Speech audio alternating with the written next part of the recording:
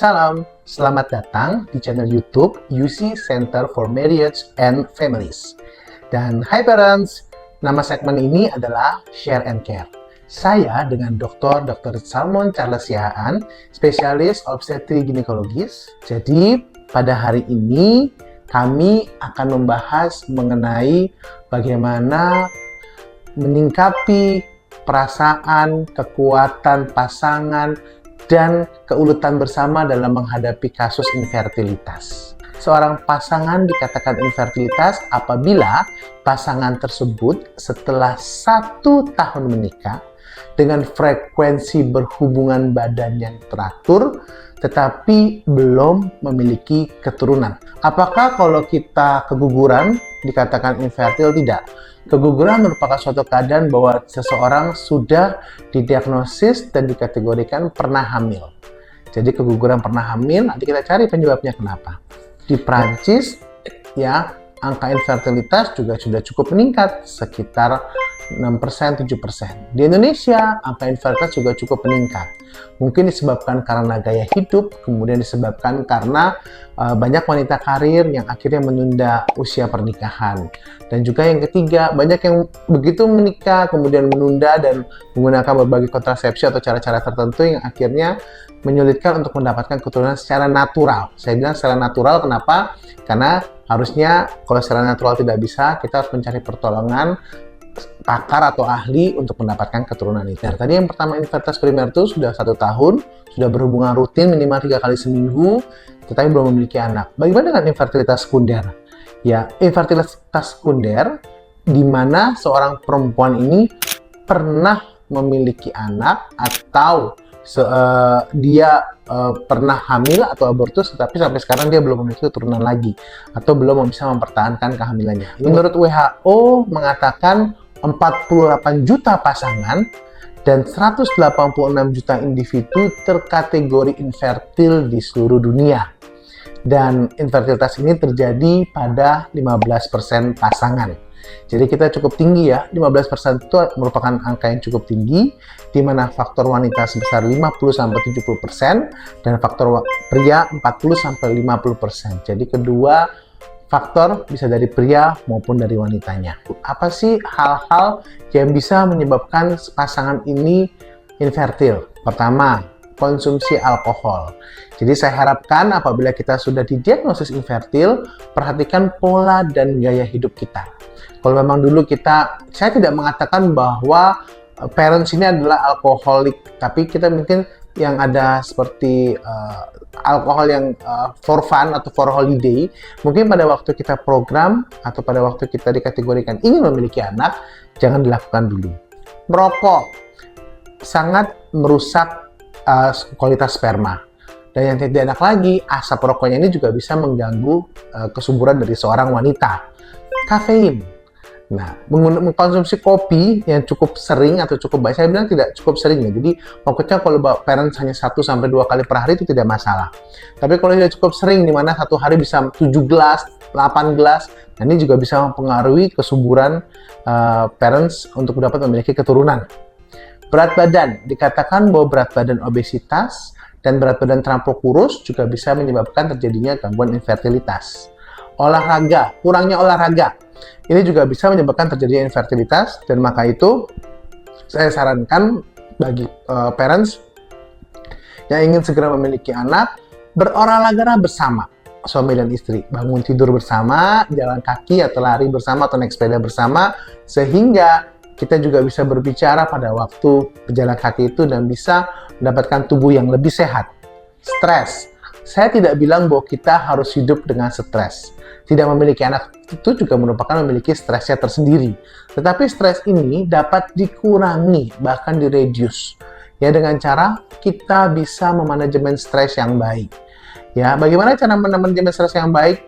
Kita memikirkan satu masalah at a time. Jadi satu masalah diselesaikan dulu, satu masalah diselesaikan dulu, ya. Jadi semuanya satu persatu, jangan sekaligus jadi satu. Yang ada kita tidak akan bisa memecahkan apapun masalahnya. Ya, vitamin. kurangnya minum vitamin karena banyak bekerja, jadi kita lupa, aduh aku lupa minum vitamin.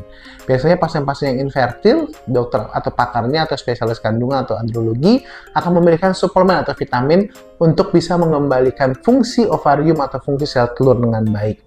Obat-obatan, ada berbagai macam obat-obatan yang bisa mengganggu kualitas sperma. Ini patut dilakukan atau dikonsultasikan obat-obatan yang digunakan seorang pria kepada dokter pada waktu mereka mau memulai program infertilitas atau perbaikan infertilitas dan untuk mempercepat terjadinya kehamilan.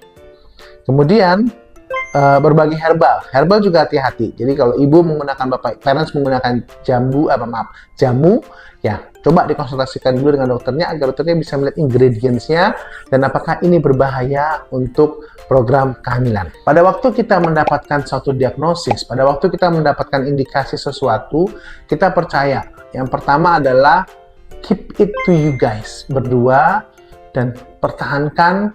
Kemudian tanyakan kepada dokternya bagaimanakah pemecahannya, dok. Ya, kalau biasanya pasangan ini saling mendukung, kira-kira angka keberhasilan akan terus meningkat.